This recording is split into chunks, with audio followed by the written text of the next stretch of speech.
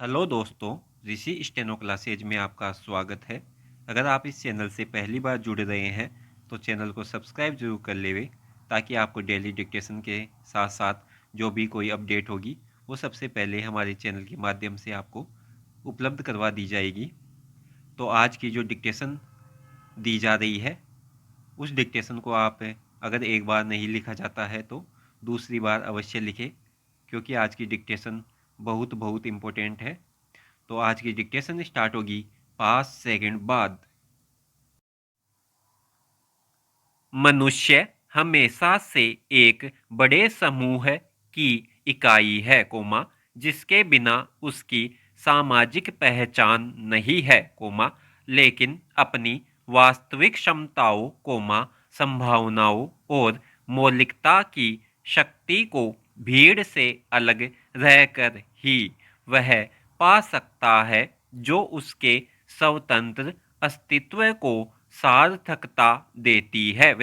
अपने आसपास के परिवेश से निर्लिप्त न रहने के कारण उसे बार बार उन चीजों पर गहनता से सोचना चाहिए। उन मूलभूत प्रश्नों से संघर्ष करना चाहिए जो इस समय में उसके जीवित रहने की बुनियादी वजह है। इसके लिए संवेदनशील दृष्टि के साथ विचारपूर्ण आत्मालोचन और विश्लेषण की जरूरत होती है। तभी वह एक सजग व्यक्तित्व के रूप में समाज को कुछ दे पाएगा। नदी और द्वीप की तरह व्यक्ति और समाज का पारस्परिक संबंध और द्वंद्व भी अनिवार्य है, जिस स्थिति में दोनों की अपनी महत्ता और सार्थकता है। पैरा किसी व्यक्ति के जीवन का आकलन उसके समग्र कार्यों के आधार पर किया जा सकता है, न कि छोटे छोटे स्वार्थों और शुद्धताओं के आधार पर। उसे अपना लक्ष्य और दृष्टि उदात्त और व्यापक आधार पर केंद्रित करनी होती है, जो सबके हित को भी देख सके, क्योंकि आखिरकार उस व्यक्ति विशेष की चित्तवृत्ति के और उत्कट आकांक्षा के साथ प्रकृति भी न्याय करती है।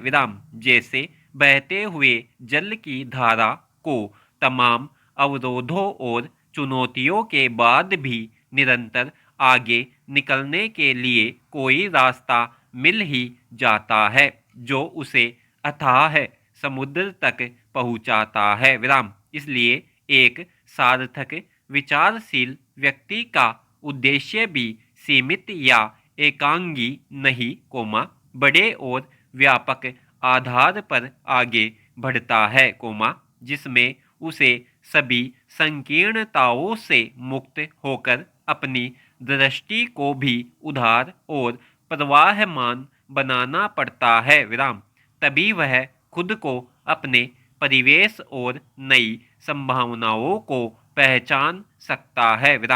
तब जीवन का अनंत विस्तार सामने दिखाई देता है और इस दिशा में तटस्थ और राग द्वेष रहित सोच से मुक्त होकर वह कोई प्रयास नहीं करता, बल्कि स्वाभाविक रूप से आगे बढ़ता है। अपने अस्तित्व को पाने के इस संघर्ष की यात्रा में कई बार उसे अपने घेरे से बाहर आना पड़ता है और अपने स्वार्थों से दूरी बनाकर ही वापस नए अर्थ में अपने पास आना पड़ता है, जिसमें उसकी सामाजिक उपयोगिता का अर्थ भी निहित है। पैरा द्वंद्वात्मकता और वैचारिक संघर्ष मानवीय चेतना का आधार होते हैं। कोई भी व्यवस्था, विचारधारा,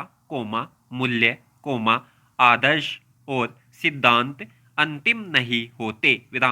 समाज, राजनीति के संबंधों और बाह्य आंतरिक परिवेश में बदलाव के साथ उसमें अंतर्विरोध, टकराव और परिवर्तनों से ही नए विचारों और विकल्पों का आगमन होता है। विराम। व्यक्ति और व्यवस्था का यह द्वंद्व प्रत्येक युग की प्रवृत्ति होती है, जिसमें परंपरा और आधुनिक बोध में परस्पर संघर्ष से ही नई सोच और दृष्टि का प्रसार संभव होता है। विराम। यह मूल्य अधिक प्रासंगिक बनकर मनुष्य और समाज को ज्यादा बड़े फलक पर निर्मित करते हैं, जो व्यापक सामाजिक चेतना को प्रभावित कर सकता है। विराम। उसका लक्ष्य कुछ अलग प्राप्त करने की बेचैनी और अनुभव होते हैं, जो दुनिया के साधारण नियमों के आधार पर चाहे महत्वहीन हो, लेकिन विशिष्ट, मौलिक और विरल सोच और कार्य ही कालजयी उपलब्धि बनकर कितने नए रास्ते मानवता को दिखाते हैं। विराम। आत्म केंद्रित परिवेश में निर्मम, हिंसक और संवेदनहीन समय के बीच रहने के लिए सब विवश हैं। विराम। तेजी से बदलते जटिल यथार्थ में किसी दूसरे के लिए सोचने के लिए समय नहीं, और बाजार व वस्तुएं संवेदनाओं को अपदस्थ करके अपनी जगह बनाने की प्रतिस्पर्धा में है। विराम। इन अंतर्विरोधों को सूक्ष्म दृष्टि से देखकर मानवीय नियमों के विरुद्ध उसे उपभोक्ता समुदाय होने से बचाने और सामाजिक मूल्यों को स्थापित करने की चुनौती भी सामने है। विराम। पैरा। व्यक्ति और समाज के संबंधों में ये सभी बदलाव भी अपनी भूमिका निभाते हैं। विराम। इसलिए इस समय और युग बोध को किसी एक प्रवृत्ति और सीमित कोण के आधार पर नहीं ग्रहण किया जा सकता। विराम। इस गतिशील, अस्थिर यथार्थ में ही किसी सार्थक और स्थायी मूल्य के विकल्प की खोज भी व्यक्ति और समाज के परस्पर संबंधों पर निर्भर करती है, क्योंकि दोनों का अस्तित्व एक दूसरे से जुड़ा है। विराम।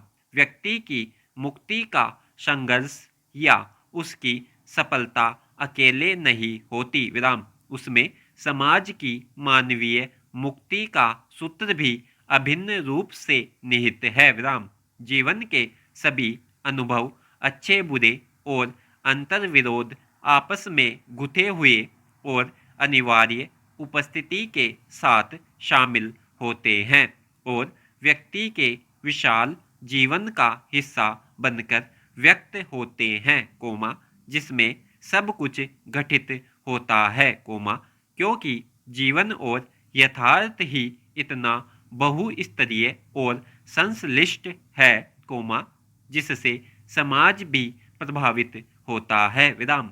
सच यही है कि कोई भी संकट, दुख, त्रासदी का अर्थ मनुष्यता की पराजय नहीं है। विराम।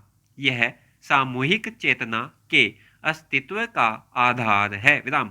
भावनाओं से विचारों तक पहुँचने की यह सच्चाई ही अपने समय की चिंताओं और प्रश्नों को नए संदर्भों में मूल्यांकित कर सकती है, जिसमें व्यक्तिगत लाभ से ऊपर एक सार्वभौमिक मानवीय दृष्टि और समाज के लिए दायित्वपूर्ण, स्थायी, करुणा समन्वित, विवेकपूर्ण और बहुआयामी विचारधारा का समावेश होता है। विराम। पैरा।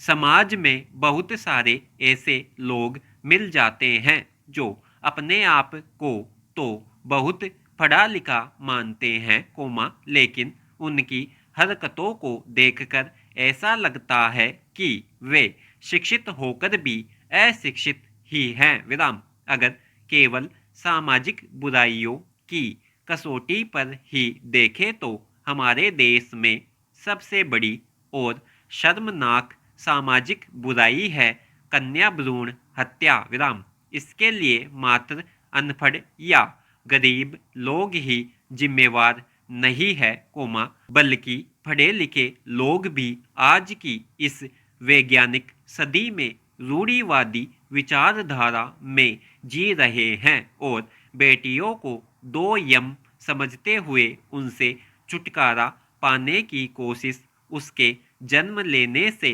पहले कर देते हैं विराम। इसी के साथ दहेज प्रथा कोमा, छुआछूत कोमा, जाति आदि सामाजिक बुराइयां सिर्फ अशिक्षित लोगों के कारण नहीं बढ़ी है कोमा, बल्कि इसके लिए अपने आप को ज्यादा पढ़े लिखे समझने वाले भी जिम्मेदार हैं विराम। बल्कि ये लोग कई बार अशिक्षितों से ज्यादा कट्टर साबित होते हैं विराम पैदा। किसी लालच में आकर हर चुनाव में अपने कीमती मत को बेचने वालों का आंकड़ा शिक्षित वर्ग का भी कोई कम नहीं होगा विराम। इसी तरह कानूनों को तोड़ने के मामले में भी पढ़े लिखे लोग ही ज्यादा आगे हैं विराम। छोटे उदाहरणों को देखें तो हेलमेट का प्रयोग न करना कोमा, चौराहे पर लाल बत्ती की अनदेखी करके आगे बढ़ जाने कोमा, महंगी कार चलाते हुए मोबाइल पर बात करना विराम। इस तरह के कानूनों को तोड़ने के लिए अमीर और अपने आप को ज्यादा पढ़ा लिखा समझने वाले भी पीछे नहीं है विराम पैरा। इसी तरह बात बात पर गलत शब्दों या गालियों तक का प्रयोग करना पढ़े लिखे लोग भी अपनी शान समझते हैं विराम।